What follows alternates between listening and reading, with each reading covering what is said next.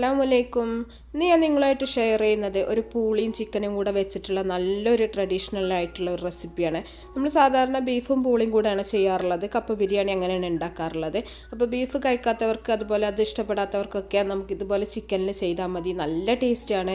ചോറിൻ്റെ കൂടെ പൊറോട്ടൻ്റെ കൂടെ ഒക്കെ സൂപ്പർ ടേസ്റ്റാണ് കേട്ടോ. അപ്പോൾ അധികം നിങ്ങൾ ബോറടിപ്പിക്കണില്ല, നമുക്ക് റെസിപ്പിയിലോട്ട് പോകാം. ആദ്യം തന്നെ ഞാനിവിടെ ഒരു കടായി അടുപ്പത്ത് വെച്ചിട്ടുണ്ട്. അതിലേക്ക് കുറച്ച് വെളിച്ചെണ്ണ ഒഴിച്ചിട്ടുണ്ട്. ഇതിലേക്ക് ഞാനൊരു 2 സവാളയാണ് എടുത്തിട്ടുള്ളത്, വലിയ ഉള്ളി, ഒരു മീഡിയം സൈസ് ഉള്ളിയാണ് എടുത്തിട്ടുള്ളത്. അത് ചെറുതാക്കി അരിഞ്ഞതിട്ടിട്ട് ഒന്ന് വഴറ്റി കൊടുക്കുന്നുണ്ട്. അപ്പോൾ ഞാൻ ചിക്കനും അതുപോലെ തന്നെ നമ്മുടെ കപ്പ അല്ലെങ്കിൽ പൂള അതും വേവിച്ചെടുത്തിട്ടുണ്ട് കേട്ടോ. ഇത് കുറച്ച് കറിവേപ്പിലയും കൂടെ ഇട്ടെടുത്തിട്ടുണ്ട്. അപ്പോൾ ഇത് നമുക്ക് ചോറിൻ്റെ കൂടെ വേണമെങ്കിൽ കഴിക്കാം, ഇല്ലെങ്കിൽ വെറുതെ കഴിക്കാൻ പറ്റും. അതുപോലെ തന്നെ പൊറോട്ടൻ്റെ കൂടെ നല്ലൊരു കോമ്പിനേഷനാണ് കേട്ടോ. ഇതിലേക്ക് ഒരു 2 ടേബിൾ സ്പൂൺ ഇഞ്ചി വെളുത്തുള്ളി പേസ്റ്റും കൂടെ ചേർത്ത് കൊടുക്കുന്നുണ്ട്. അപ്പോൾ ഞാൻ 2 ടേബിൾ സ്പൂണാണ് ഇട്ടിട്ടുള്ളത്. നമ്മൾ ചിക്കൻ വേവിച്ച സമയത്ത് ഇഞ്ചി വെളുത്തുള്ളി ചേർത്തിട്ടില്ല. മുളക്, മഞ്ഞൾ, മല്ലി, ഉപ്പ് ഇട്ടിട്ട് അങ്ങനെ ചിക്കൻ വേവിച്ചെടുത്തിട്ടുള്ളതാണ്. അപ്പോൾ 2 ടേബിൾ സ്പൂൺ എന്തായാലും ഇട്ട് കൊടുക്കുക. ഇതൊന്ന് വഴന്ന് വരുന്ന സമയത്ത് നമുക്ക് 2 തക്കാളി അരിഞ്ഞതും കൂടെ ഇട്ടുകൊടുക്കുക. ഞാനിപ്പോൾ ഒരു 1/2 കിലോ ചിക്കന് അതുപോലെ തന്നെ ഒരു 1/2 കിലോ പൂള ഈ ഒരു ലെവലിലാണ് എടുത്തിട്ടുള്ളത്.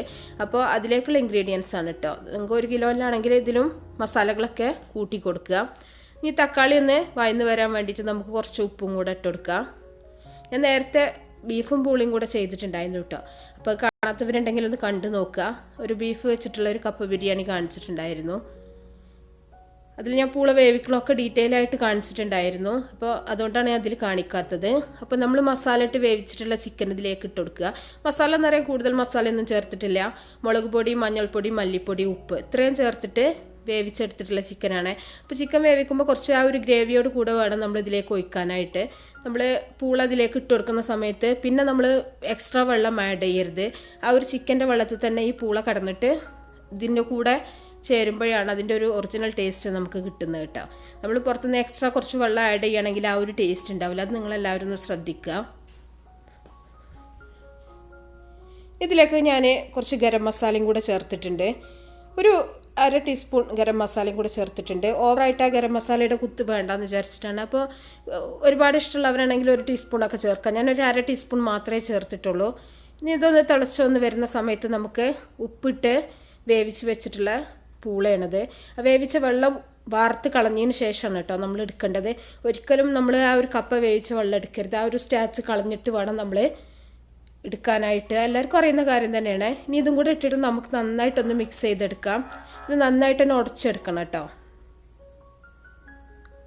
അപ്പോൾ നന്നായിട്ട് ഒന്ന് നമുക്ക് ചിക്കനും ഈ ബീഫും കൂടെ യോജിക്കുന്ന രീതിയിൽ നന്നായിട്ടൊന്ന് ഉടച്ചെടുക്കുക. അപ്പോൾ എല്ലാം ആയിട്ട് അങ്ങനെ ചിക്കന് ഇതാവുന്നുള്ള ഇതൊന്നും വേണ്ട കേട്ടോ. അപ്പോൾ നമുക്കിതിൻ്റെ കൂടെ യോജിച്ച് കഴിക്കുമ്പോൾ രണ്ടും കൂടെ കിട്ടുന്ന ആ ഒരു രീതിയിലായിരിക്കണം. രണ്ടും സെപ്പറേറ്റ് ആയിട്ട് കിടക്കുകയാണെങ്കിൽ നമുക്ക് ആ ഒരു ടേസ്റ്റ് ഉണ്ടാവില്ല കേട്ടോ.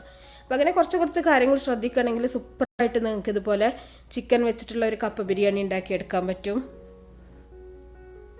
അധികം സമയമൊന്നും ഇതിന് നമുക്ക് ആവശ്യമില്ല കേട്ടോ.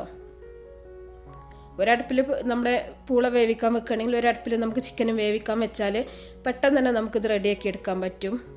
ഇതിലേക്ക് നിങ്ങൾക്ക് വേണമെന്നുണ്ടെങ്കിൽ മല്ലിയില ചേർത്ത് കൊടുക്കുക. ഞാനിപ്പോൾ മല്ലിയില ചേർത്തിട്ടില്ല, കറിവേപ്പില തന്നെയാണ് ചേർത്തിട്ടുള്ളത്. അപ്പോൾ നല്ല ടേസ്റ്റി ആയിട്ടുള്ള നല്ലൊരു ചിക്കൻ വെച്ചിട്ടുള്ള കപ്പ ബിരിയാണിയാണ്. എല്ലാവരും ഉണ്ടാക്കി നോക്കുക. അപ്പോൾ ഞങ്ങളിത് പൊറോട്ടൻ്റെ കൂടെയാണ് കഴിക്കാൻ പോകുന്നത്. അപ്പോൾ എല്ലാവർക്കും ഇഷ്ടമായിട്ടുണ്ടെങ്കിൽ നിങ്ങൾ സപ്പോർട്ട് ചെയ്യാൻ മറക്കരുത്. അപ്പോൾ നല്ല നല്ല റെസിപ്പികളൊക്കെ ആയിട്ട് ഇൻഷാ അല്ലാഹ് നമുക്ക് അടുത്തൊരു വീഡിയോയിൽ കാണാം. Okay, by.